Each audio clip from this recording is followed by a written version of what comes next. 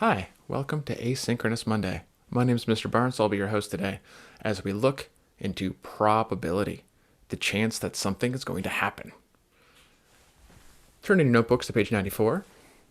We're going to start with this second section of chapter 11, all about simple or single event probability. The probability that a single thing is going to happen. And the equation for this is actually quite simple. It's just a fraction. You're looking at the probability of something happening over the possibility of anything happening. So you have to look at what's called the sample space of an event happening, anything that could happen, and you're looking for, or maybe you could call this the desired outcomes. For instance, for example one, if you have a coin flipping through the air, which I do, let me get it real quick. There it is. Oh, look at that back. What is that? Interesting. Well, anyway, that's heads, and this is whatever that is. We're going to call that tails, because that's what you do.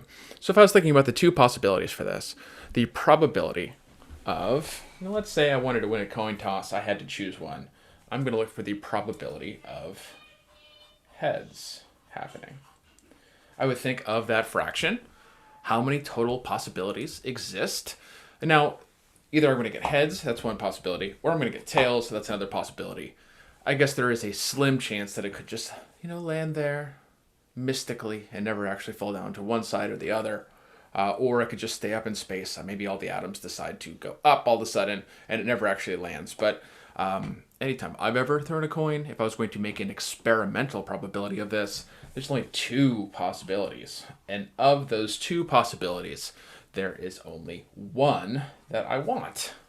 So the probability of getting heads would be 1/2 or 0.5 or what I would prefer, 50%. It's a 50-50 chance.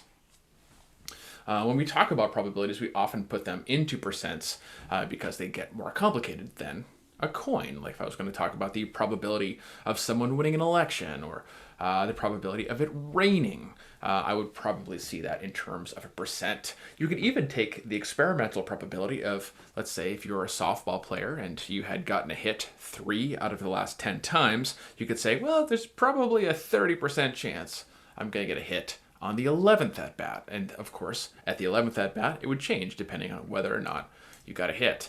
So as we see this sample space enlarge, we get more of a detailed view of what's actually happening. If you only had 2 at-bats, you don't really know. I mean, just because you missed your first 2 at-bats doesn't mean you're going to have a 0 forever. But it might feel that way, That's what they call being in a slump.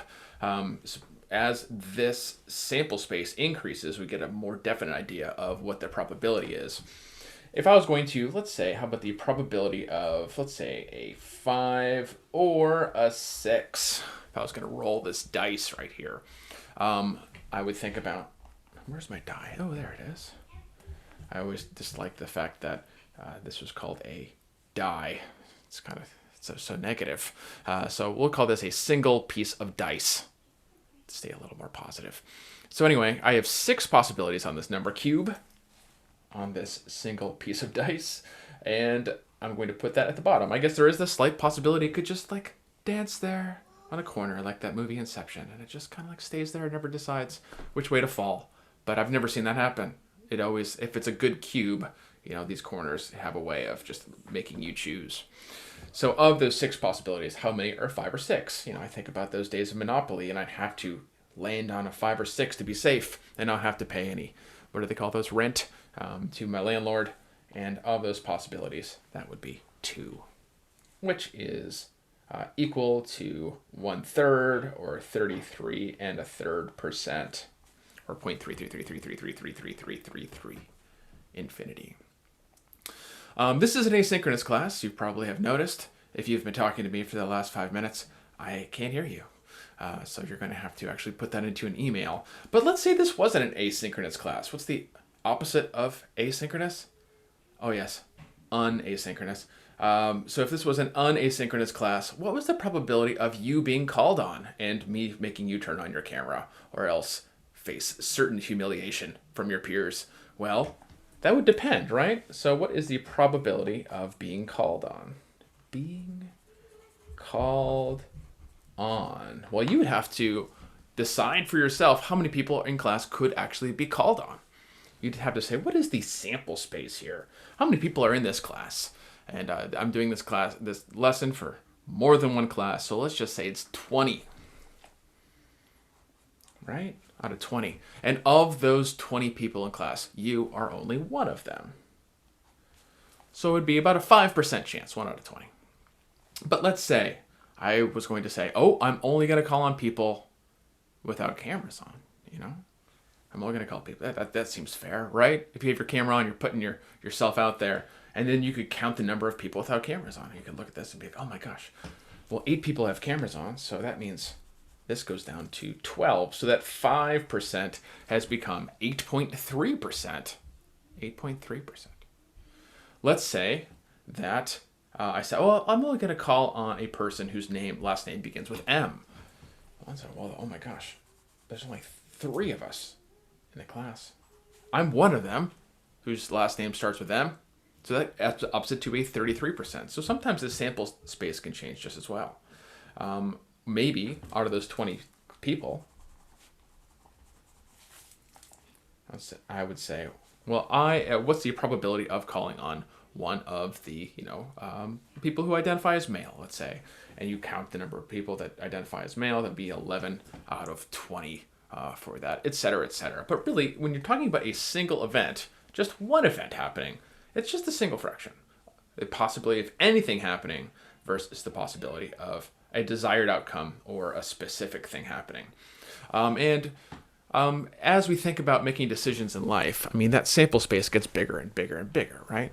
If you think about all the probabilities of something that would happen in your life, and because you can't tell the future, but you can estimate probabilities of things happening and make decisions based on those things. I know the last year we have spent, at least we in the Barnes family, I assume you have too, making a lot of decisions about with risk factors, like what is a safe activity to do to make sure that I don't get sick, and the probabilities of people that wear masks, the probability of getting sick goes down. So that's why I wear a mask. It's not because I know about the toxins or anything. I just know that the probability of getting sick goes down.